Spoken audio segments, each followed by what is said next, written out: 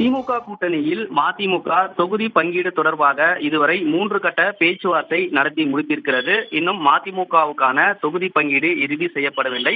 அதற்கான பேச்சுவார்த்தை நடந்து வரக்கூடிய நிலையில் மதிமுகவுடைய பொதுச் செயலாளர் வைகோ கட்சியினுடைய நிர்வாகிகள் மற்றும் தொண்டர்களுக்கு அறிவுறுத்தல் செய்திருக்கிறார். தொகுதி பங்கீடு பேச்சுவார்த்தை நடந்து வரக்கூடிய நிலையிலே கூட்டணி குறித்து கட்சியினுடைய தொண்டர்கள் சிலர் சமூக வலைதளத்தில் தங்களுடைய பதிவுகளை செய்து வருகிறார்கள்.